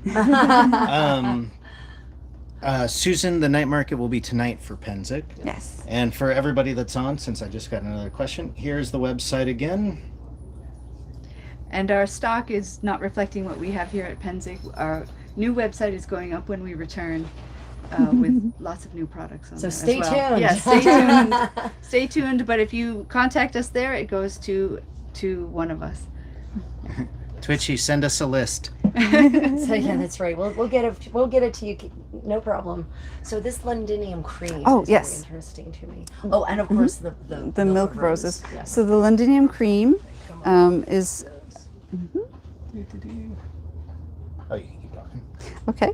This is based on an archaeological find from Roman Britain, and I think it's also an interesting question about class and the use of cosmetics, and also the overlap between cosmetics and medicine. So basically, a small metal tin pot was found, like a pyxis was found with cream inside of it, and the fingerprints still in the cream.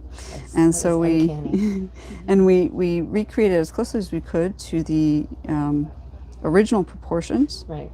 And it contains starch and tallow, or they knew that there was an animal fat, so we've used some judgment. Based on what they were exporting up to. Based on the what was Roman available at the frontier, time. Starch, tallow, beeswax, and appropriate white- scent based on Roman perfume finds at the time. and they used various white minerals in their Yes. creams. There are a The lot original- of surviving examples and text references to. So in minerals. other than red and white lead, what other white minerals were commonly available? Tin. Tin, This one, the chalk, original one here was tin. tin oxide. So Tin they did oxide. know that lead was dangerous, Stannous and this oxide was an is example. But stannous oxide isn't much better. Yeah, Right. we don't It's use like- tin oxide, It's but like yeah. it's much Right. better. Right, so we've got a zinc oxide, which is typical in cosmetics, and I think it gives a nice result. And we got a good consistency. It does have sort of an all-over evening effect. It's a little bit drier finish than the 12th century foundation, but Like they a slight are. cream to powder, and like a beauty balm. Right. And so when you apply it like to the face, how you're using your fingers a lot. I see like you use I use this my and fingers a then lot. use your fingers for blending. Is that you're recommended for getting the most even sort of finish? I think it all depends on preference. We've also used little sea sponges, brushes. You could use a cloth.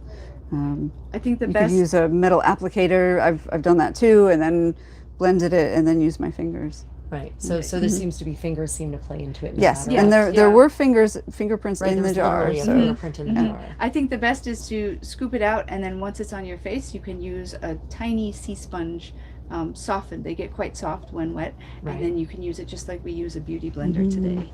which we also sold out of it. We also sold out Good. of So Penzig. my damsel back there was saying that she didn't see any sea sponges, and I said, no, you're right, I didn't either, but that's because they're already gone. I still They're have so mine cute. from But we'll last get year. more. Okay. I was actually using my little one to powder. Oh, good I was using idea. it to Good powder idea. to set the all of the sun creams and the.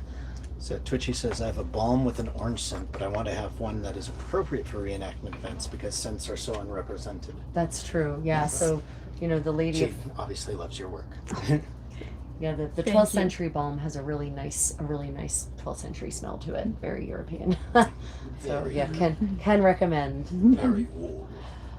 So the milk of roses, that is new this year, and this Yes, this it feels is. amazing. When I put this on my skin after washing it, it feels like my skin is given new life. So a tester that's been used up, but Milk of Roses. can It's open okay. We'll open a new tester. You Let's probably open will need this it one. tonight anyway. So this is a toner based on Styrax benzoin, and This is from a manuscript dated 1500, and so you can apply it to the skin. Usually, it's often called virgin's milk, and it contains no milk, but the mixture does get this sort of creamy look. And when you put a few drops in a bowl of water, I it can will smell it up also here. turn the water milky. Yeah, Yeah, no, it's a great smell. it's a creamy, Yeah, almost vanilla smell. it really is actually, but not fake vanilla, not that Yeah. horrible Yankee Candle vanilla. don't mind my camping And hands. it's toning for the skin, and then they would also put a dab in a bowl of warm water and use that to wash the face in the morning. And it would turn the water in the bowl milky as well. So when It's you say like, it, so roughly how big of a bowl do you think for a dash of this would that be appropriate? The size of a small basin. Right. Yeah. So I think with this product being there, this question is timely. They want to know what your favorite go-to item is. The Magistra. Oh, For Forley. Forley and your Ovid salt scrub is one of my favorites. That's your- It's amazing, and you shared it in some classes here, and some of the ladies who tried it came back hours later saying, "Oh, smell my skin," and it So smells did they use it on their exquisite. face? We had two. We had one that was for face. The one in the shop this year is for the body. Right. And but they both have the most amazing smell. And we're gonna have the face one in our shop when we return. Next. Yeah. Excellent. And it Yes. just perfumes the skin. Your cheeks will smell amazing. And The exfoliant properties of the salt, it's just so Yes. so lovely. yeah. And the Milk of Roses leaves a nice light scent, very sweet and resinous, and the Over here. how can you? Yeah, no, but it's very nice. But it's yeah. right. not It's a natural overpowering fragrance, by any stretch. and the resin is very supportive of your skin. It does. It feels like tightening is not the right word. It feels like your skin has been given a whole layer of elasticity from the outside. True. It's so it's very pleasant. That sounds horrible, but it's very pleasant. It's very softening. It's like your face is getting a hug. Oh, that's It's like your very. face is getting a hug. Is there a medieval European equivalent to ointment for nasal congestion? It's probably I something. wondered. What is I- an That's a ointment for good nasal question. Like a Vicks Vapor rub. Oh, like that. You do see it in apothecary texts. I don't know if I've seen it earlier than the 17th century, but I'll have to go and look. In later, so 17th and 18th century, you'll often see it in its own chapter with mouth lozenges and then also smelling salts and ammonia smelling salts. That would open Wouldn't they some have Yes. bound things around their chest? That's true. They made Ingredients for plasters and medicines, things. plasters. Yeah, that would be. I would have to do some more research. I'm not aware of anything from Yeah, medieval. ammonia So- would. Yeah. Mm-hmm. With you saying that, that leads to the next question we have here. Marissa asks, how do you find and make your recipes? Because this is amazing. Lots and lots of research. We've been doing research for years. I lived in Berlin, and I went to the Berlin State Library there. Yeah, the both locations. Staatsbibliothek. Yes. Yeah. Oh, the Stabi is my favorite. It's one of my favorite places in the world, and so they have a lot of wonderful resources there. Yeah. So what kinds of resources? So like people you They, like we all know, but they don't know. They yeah. have a rare books room where you can go and look at some books that they have on hand there. So I did that quite a bit. I never went to this place. I want to go It's there. Berlin. Berlin's the other damn side of Germany, and it's annoying to get to when you live in Frankfurt. So for those who don't know, many manuscripts have survived from very ancient times, in some cases shockingly ancient. And so we actually have original recipes that have been handed down now, and these recipes are not always complete, or rarely are complete. So there's a lot of educated guesses, informed guessing that goes into recreating these recipes. Absolutely. But when you start digging, you start finding there's actually a great deal of information that has been handed down to us. Yes, and I think it's so for us it's the synthesis of several years of research, because you need a long time of reading. The farther back you go, the more gaps there are, or the more intentional gaps. And so you need to read centuries worth of things, and you start to see the patterns that fill in the gaps. So and translating it is important. I mean, I've translating it directly. There's some terrible translations Exactly. out there. Yes, Oh yes. my God. Yeah. So for those who don't know, I'm a professional translator before AI and co-ate my career field. Anyway, translation requires you to have an understanding of your subject matter. And many of these translators historically have not. And so they will use words that are incorrect or give you the completely wrong impression. So really often you do have to go back as much as possible to the original language. Yes, particularly when it comes to ingredients or preparation Yeah, methods. 100%. yes, and I did find one. We have the Rosetto that maybe you looked at on the note of translation. This one, the original, it translated to a dove's foot or a colombino foot, and I thought, oh no, is this a dove's? Did they put a dove's foot in? And I looked it on Google. I looked through translations and got nowhere, zero results. And then from reading lots and lots of other texts, I was able to find out that is the wild alum plant, which shifts the color and is shaped like a dove's foot. Right. So we were really proud of that one. It was one and of those it common is, plant yep, names, right? and it is food safe, and it is really good for your skin. And that must have been yeah, such an I was exciting proud. I was moment so for you. excited. Yeah, I feel you. yeah. And the Furman Plump Balm was in Venetian. Yes. So that was fun trying to translate Venetian. in Venetian. Oh, Venetian. Yeah, We do have some Venetian that's sources still, as that's well. still complex, but I thought Phoenician. Oh my God, that's going back. That's the original alphabet. Okay. So are any of these resources available online so that Many people of can them look at them? are. Yeah. Some of them are. I work from ones that I've photographed and handled, but some are online. Yeah, it's just been. Katerina Sforce's experiments are available in digital format. The Trotula is definitely available in digital format, and also, in many cases, the original manuscripts have been scanned and made available. Now we live in a glorious time for information. Lots of these libraries and museums have spent millions of dollars and in man hours to make these available. So yeah, many of them are actually. I prefer working from archaeological finds. Oh, that's Yes, great. That's yeah. fantastic. There's something about the physical materials remaining that's interesting, and it does require a lot of interpretation. Much more interpretation. Yeah. So it's an interesting puzzle. Yeah, so for me, I think it's always the trinity, the holy trinity of living history is archaeological, documentary, and iconographic, right? So when you can actually find a depiction of someone making the cream or using the pot or use the applicator, right? It just kind of binds it all together. Yes. Ant in my knee. So what about your scents? People are always asking us about how did the past smell, and this brings us to the topic of historically people did not smell bad any more than people now smell bad. There were people who bathed and washed daily. There were people who did not. There were people who used perfumes daily. There were people who did not.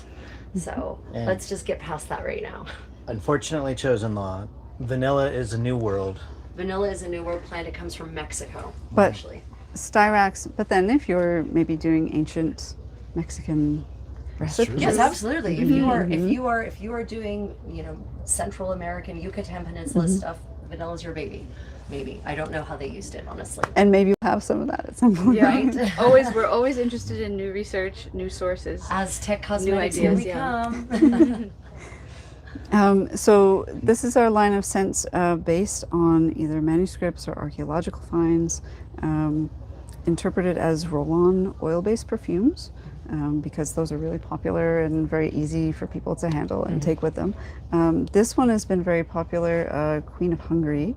So this is a very herbal, refreshing, I would say, roll on. And what is its source? It's it was from an exhibit of perfumery that I looked up. They said it was the earliest in European tradition perfume. So it was around 1370 AD. Oh, wow. Yeah, and made for the queen. I believe her first name was Elizabeth of Hungary. That would be likely. There were many Yeah. Queen Elizabeths of Hungary. That is remarkable. So, what is when you said you've interpreted these as an oil base? Yes. What made you make that choice? I think Most customers of them, prefer it, and a Most- lot of them yeah. are oil-based perfumes. Are they Histo- original? yes, all historical. of them right. are, with the exception of the Queen of Hungary. But all of them are oil based.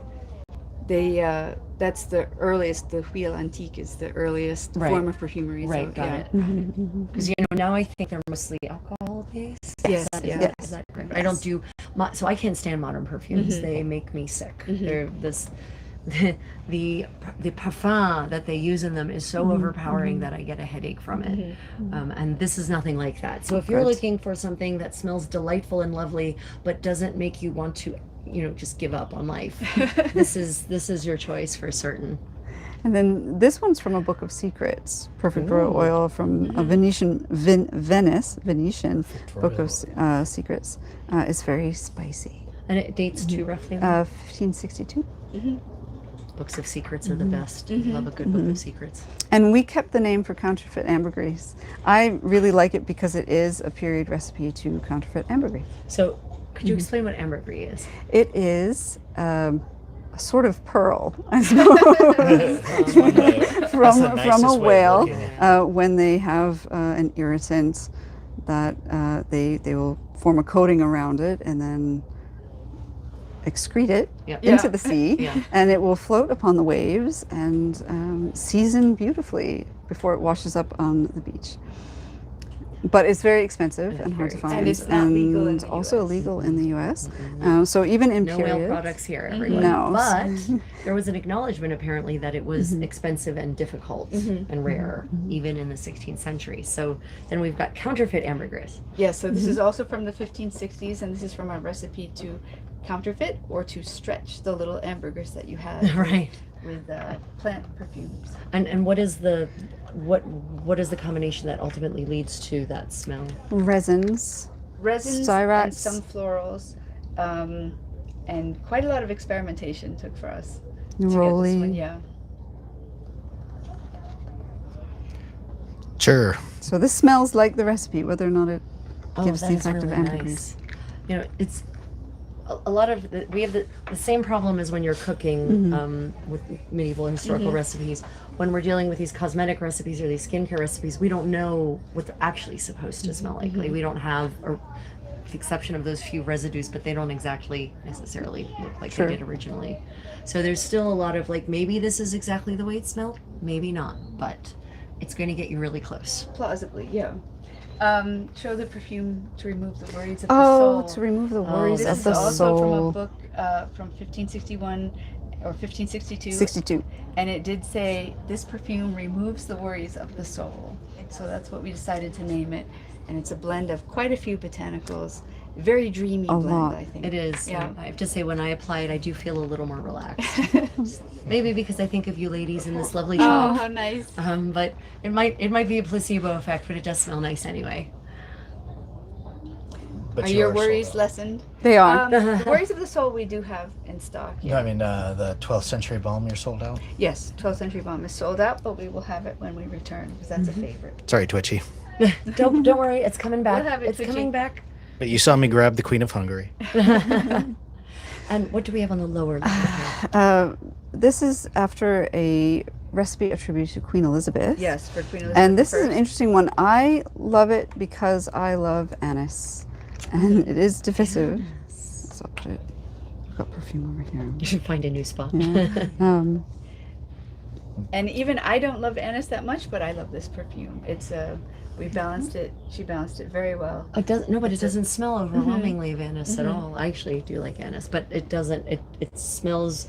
It smells spicy. It smells sweet. It does not smell of any one particular thing. In fact, And the Oh, text good. did describe it as a sweet. It said this perfume is very sweet and good for the time. Sweet and good for the time. And like a Smells lot lovely. of the 16th and 17th century recipes, they'll give a list of ingredients, and then you can choose or omit as you wish, and decide on your own proportions.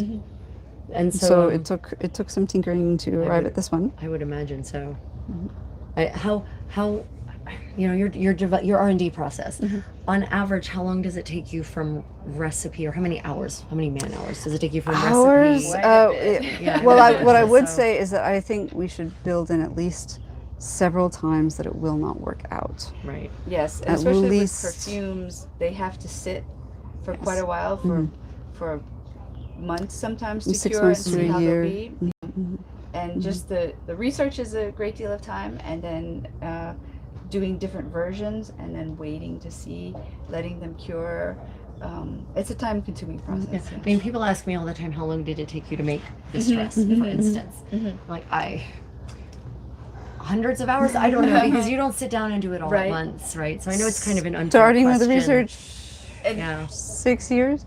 Yeah, You're yes, supposed to- yeah. Some of these are 6 years in development. I think there's a difference between aromatherapy, where you can mix something on the fly, and Right. then perfumery, where Where it you needs to revisit and age. it needs to age. It's more like winemaking. Right. Yeah, where you can, things take seasons to develop. Right. And then the skincare products also, you know, you have to. Yes.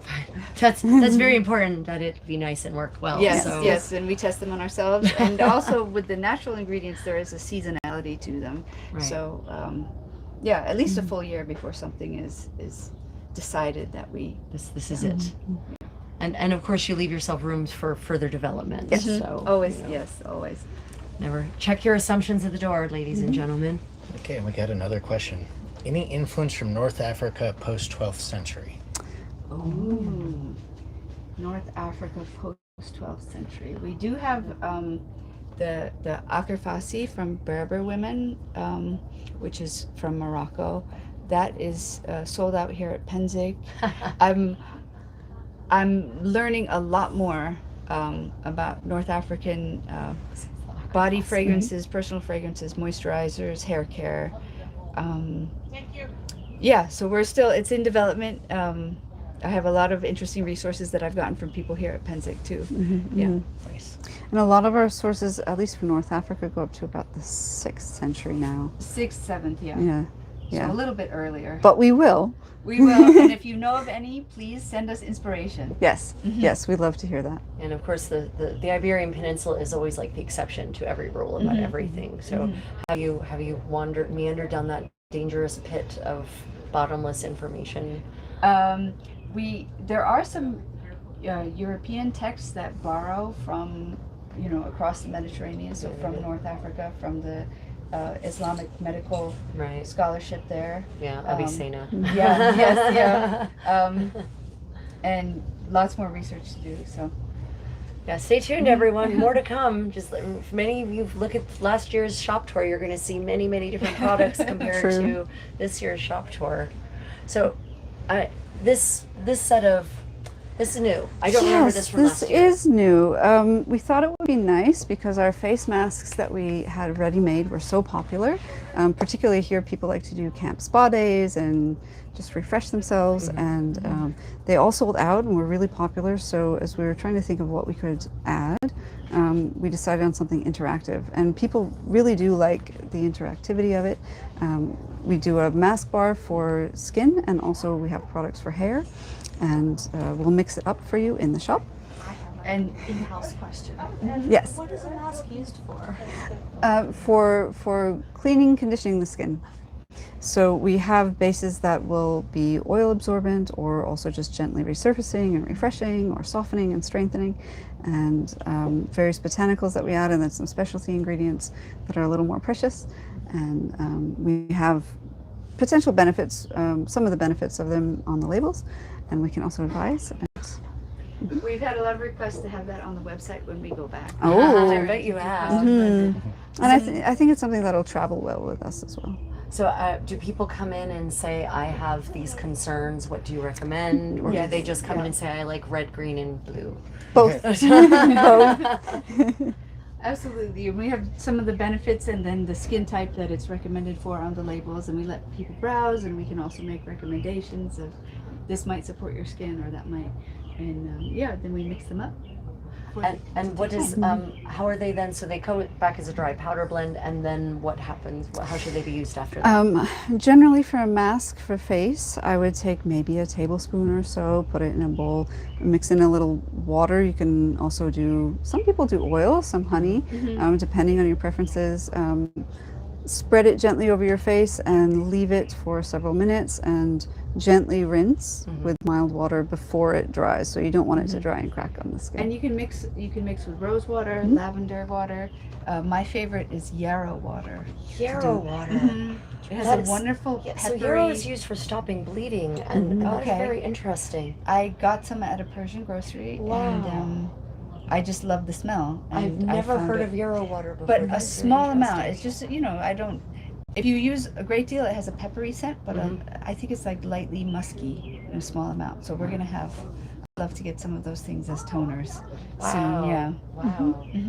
Wow. So, yeah, I'm overwhelming by the number of new products this year. Yeah. So, are there any other items that are new in the shop or that would be particularly interesting from a historical perspective?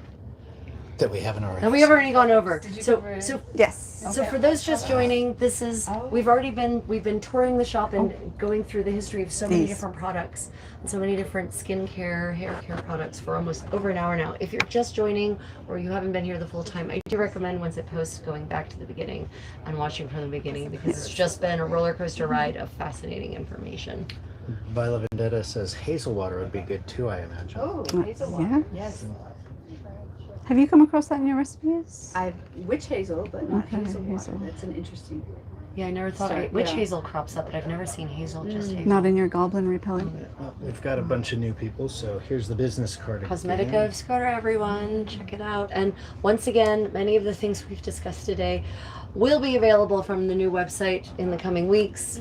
For now, you just have to drool Hello. over them and want them. And it was when they restock when they get back home.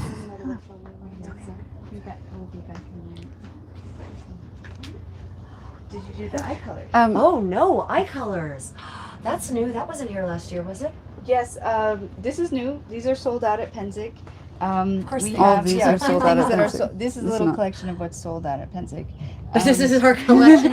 This is our collection of things you can't have. The we jasmine have- too, Oh, the Jasmine India. but that's not out.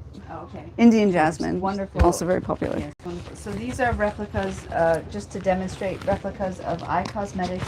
This is from 4,500 or 2,500, no, 4,500 BC. Oh my From gosh. Tepe-Zaga in Iran. There was a blue paste of lapis lazuli. Now lapis lazuli we don't get fine ground enough to be eye safe, and we've been testing this a great deal. But we make it with the eye safe pigments, and we imitate. We have a sample color that we work from our friend Dosalina at Guild Mirandola. Oh She's yeah. consulted with me on beautiful pigments. Yeah, she has wonderful advice. And I'm very proud of this one because it's in an all natural base. Oh wow. So what is the base? It's there's tallow, there's castor oil, there's beeswax, but there's a real trick to get it to behave like a modern eye makeup that'll Right. stay put, that we're all used to using Right. without the modern ingredients.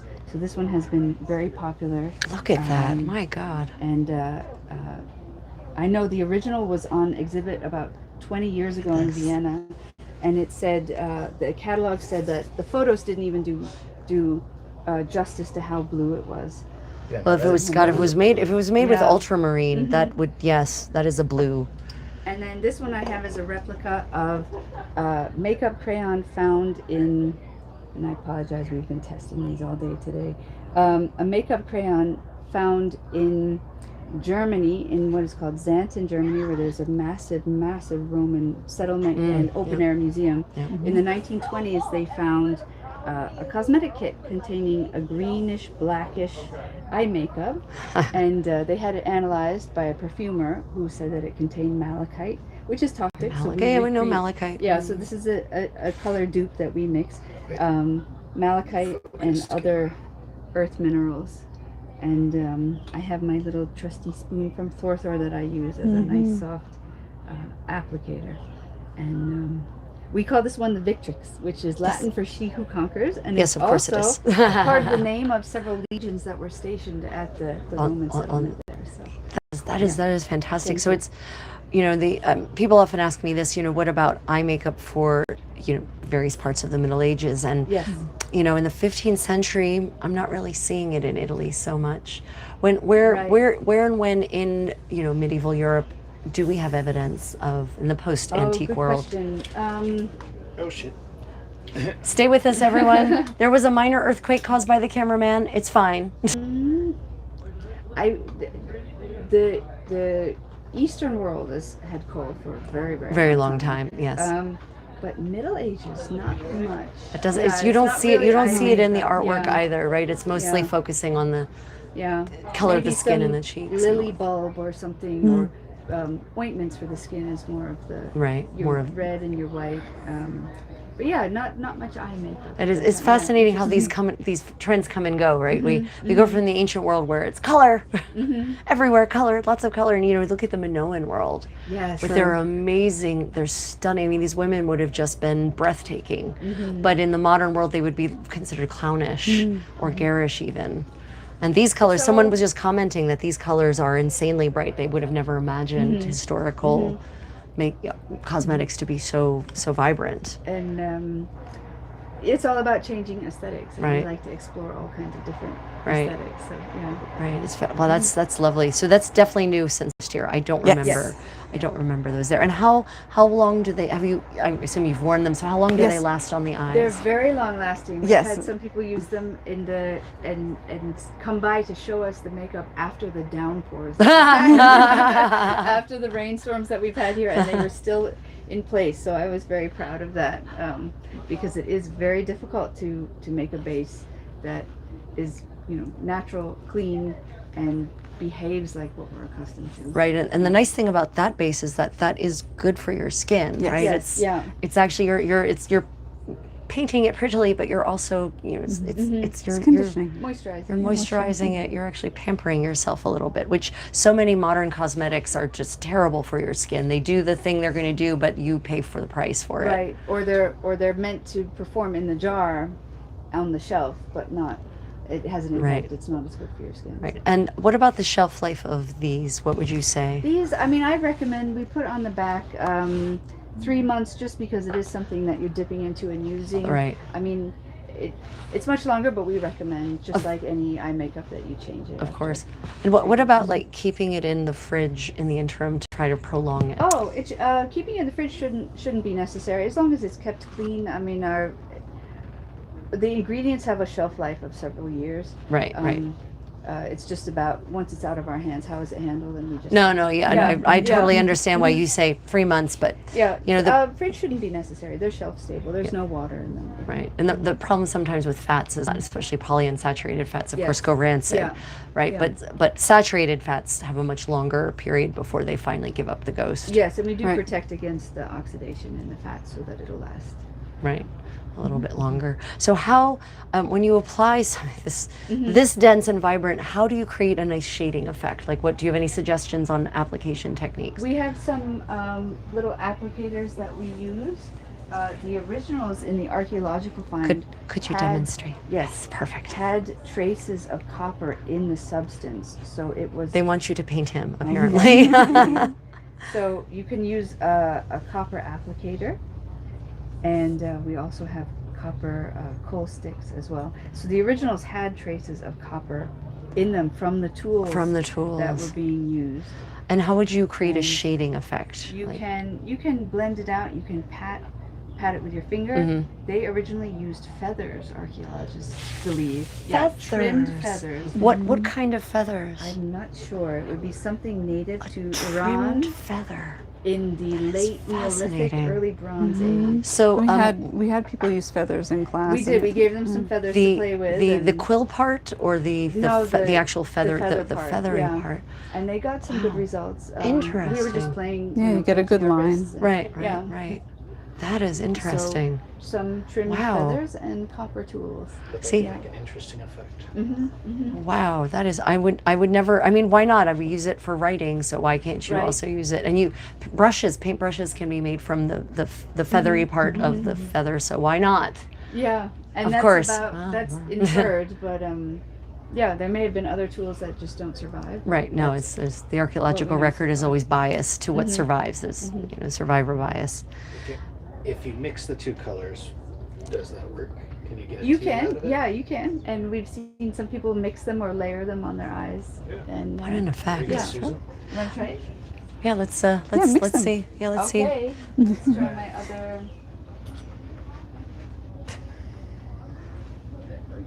Please don't take your shirt off before you remove this from your hand. Standing by with baby wipes. You can get I like sort of a to parrot use green it. and teal. Oh wow, look at that. Green. I like to put it over the brow coal. Over top of it. Yeah, And you the can mix black it brow with coal. black as well. Not really darken it. Yeah. Wow, that looks like something out of an Egyptian tomb. Mm-hmm.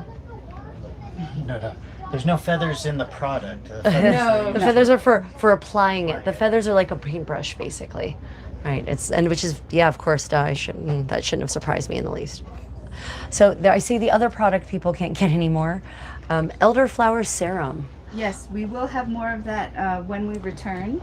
We're sold out at Penzic. This was from a Celtic leech book, so it was a Celtic, Neo-Britannic, Cornish, Welsh, like a collection of recipes, and one of them was to smear elderflower on the temples and the forehead. So we interpret it as a little roll-on that you can use on your forehead, around your corners of your eyes, or The Leiden leech book. So it's in the book. Obviously, the leech book must be in Leiden currently. But so you're saying it was originally from Ireland, or yes, some? yeah, it was a collection of texts from several, and it contains some Latin, some Cornish, some Maybe Welsh, some and- Old Irish, maybe yeah, even some Old right? Irish, and so overall Celtic, and Wow. yeah, and it has a lovely. It's high in vitamin E, and it has a lovely elderberry scent and elderflower. How many of these are edible?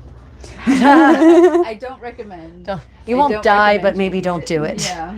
So, do we know in the original recipe? You've created as a serum, and gosh, those ingredients sound great: elderberry seed oil, tincture of elderberry flowers, and vitamin E.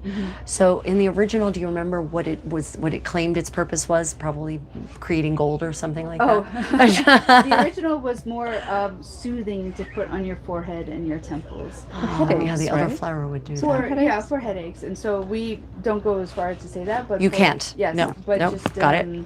soothing and relaxing as a temple roll. Right. Well, elderflower, no doubt the elderberry seed oil is full of actives, right? Yes, that are going to be yeah. very good for your skin in Yes. general. Yeah, so. and that's pure. We don't dilute it with soy or Right. sunflower oil. It's just pure You elderflower. ladies are creating the products we've all been waiting for. Seriously.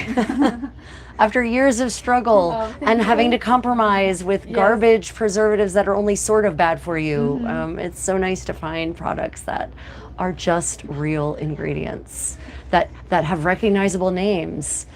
Even if some of them are in Latin, that's fine. That's a recognizable name. Elderfly. So I have one of my fellow content creators and reenactors is Irish, and he did medieval Irish history is his channel, and I think he's going to be really excited when I tell him about this Leiden leech book, and particularly your elderflower serum, because he's going to obviously want some for his own shiny white skin. Oh, absolutely. Yeah, he's going to be very excited by that.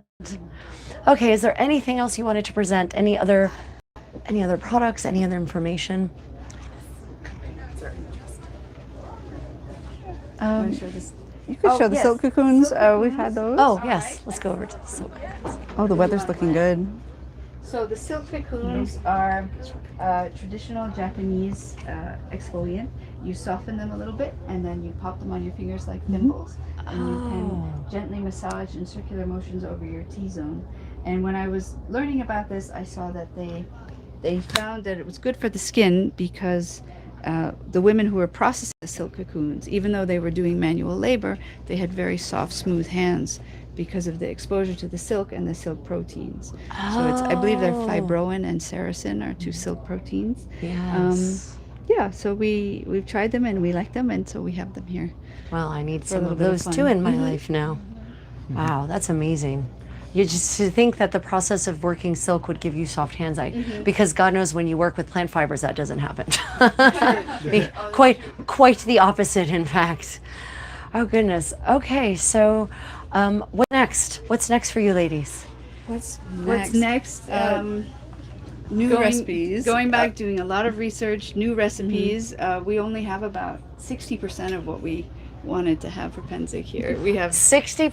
This is 60%. yes, yeah, we have hundreds and hundreds of pages of research and ideas. I feel like I thought I was a stupid overachiever, but no, you ladies, I bow to your greater thank sense of you. overachievement. My goodness. More social media. More social media. I'm trying to new get the word out. website. I'm Yes, pushing. Thank I'm you. pushing. And Alaria is doing a new website for us that looks wonderful. So But our Yeah. website's up. We have, we're just gonna Yes. revamp it. Mhm. We have a bit of a new look with the labeling and packaging and I everything. noticed. and, I noticed. yeah. So, is there any individual, specific new item that you're developing that excites you the most? Like The green. Ooh. Oh, the green. green. It's a color. another one from an Icelandic leech book that is a face scrub An with Icelandic leech book. yes, yeah. Well, wonders never cease. And it's bright green and herbal, like a beauty mud for scrubbing the skin, and it's very good pH for the skin. and what gives it the bright green? Is it moss? Some kind of lichen? Arugula. And Did you maybe say some arugula? Arugula and yeah, maybe some lichen and moss from and an Icelandic leech volcanic book. clay. Yeah. Arugula. Yes. Yes. Well, it Okay, I was- hadn't heard it all yet. It was for a customer, or it was for an owner in Iceland, and it may have, involved some trade there. Right. But, yeah. Well, but also you said Travel. 9th century. When was the date? Roughly the date? that one I think was 13th century. So- So it's a little later. Right, but that's still Yeah. that's the end of the medieval warming period. So Yes. it's possible they could have been growing arugula. Honestly, rocket could have grown there. Okay. Right, the world is much warmer in the 13th century. Not the world, maybe the world, but definitely Europe, northern Atlantic. It's much warmer. So rocket is actually a weed now that I think about it. So it may have grown there. And also we'd like to try some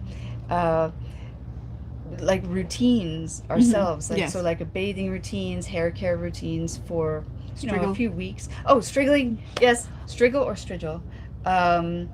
Probably in Hard cheese. probably in ancient Latin it would be striggle, but medieval Latin would be Okay. striggle.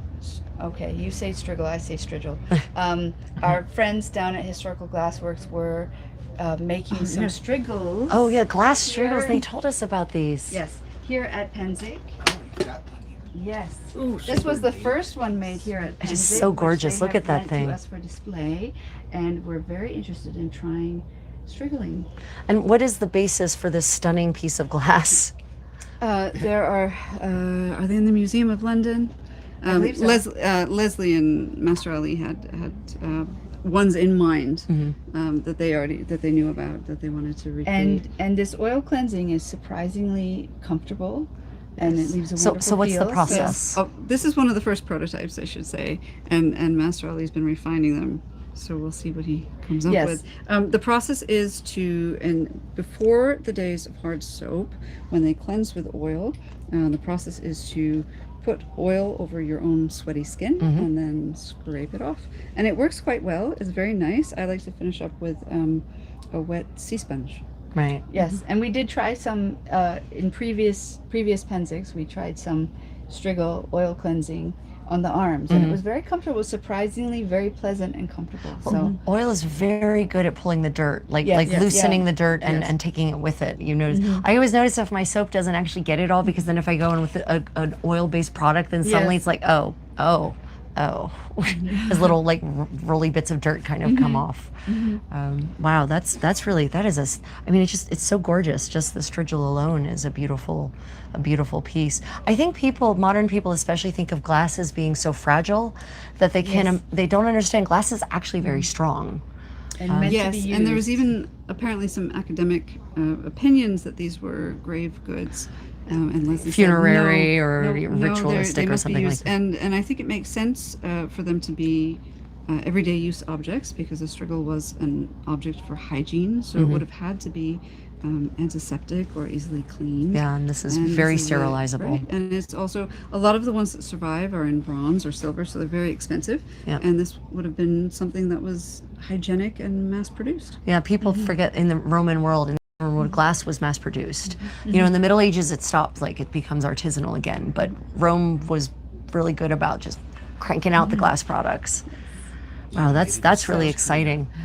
So are you thinking about maybe, I know I haven't looked at your website recently, so I don't remember, of packages. Yes, we've had some requests for more sets, sampling Yep. kits, Yep. more complete, like a complete set for a certain era. So right. everything you would need from start to finish. Right, I for a think, full oh, face. yes. Yeah, or in bath, all your bath needs.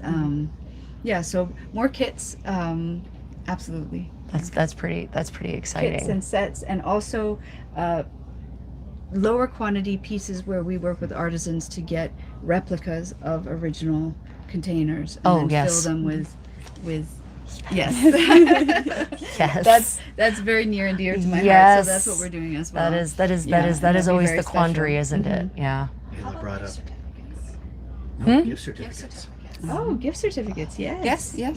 Yes, we can do those. That will make Good to hear. birthdays and Good Christmas idea. much easier in my Yes. friend circle. They all just gave me That's right. $500 gift gonna get a gift certificate. Yeah, Ayla says it makes her think of the mountain in Rome that's literally made of single-use pottery. Right. Yeah. Oh, Yeah. It's we think of pottery now. Oh, it's so precious. We have to protect it. And I'm like, nope. I'm going to use it until it breaks, and then I'm going to get another piece. It's the disposable. It's like the plastic of the Middle Ages, practically. And I believe Costume Cornelia said that she volunteers as tribute with this product. Okay, ladies. Well, thank you so much. Thank you. This phone, I swear to God. It's not the phone. It's the It's it's the the hill. stand. It's the okay. hill. It's the Everything hill. falls down the hill. The pad to keep it in. Well, ladies, thank you so much for another fantastic tour. The ladies did a beautiful makeover on me almost a week ago. Where has the time gone? It's been 5 days ago. Anyway, if you want to check out that that makeover, that 15th century Italian makeover, check the recorded live streams. If you have any questions and we didn't get to them here, you're watching this as a recording, pop them in the comments and I'll harass the ladies for the answers. If I don't know them myself, which is likely. But otherwise, please like and subscribe. Yes? You got to show them the fan again. I don't Okay. They love the Think, I fan. don't think Twitchy got to see the fan. Okay. Could you explain the fan again, please? Yes. It's a Hanfu Chinese fan, and it's made of bamboo, and it folds closed. So you rotate 90 degrees and then you can roll it and lock it with the string. So And it's And very elegant. we like to have a variety of fans in the booth, especially in the hot weather. Yeah, so to be clear, this is not appropriate for me to really be using, but it's a particularly humid afternoon, and when we first arrived, it was like 110% humidity. Yes, I know that's impossible, but go with me. And so that's why I was carrying it around, so that I wouldn't be just pouring sweat on camera. So it's a concession, not an authentic application. But they're selling these, and maybe they'll be on the website too. Yes. Any further questions? Are there any POC reenactors here that are showcasing POC medieval culture? Oh, Yes. okay. So that's Yes. that's also something that I was hoping to learn from others while I'm here at Penzic.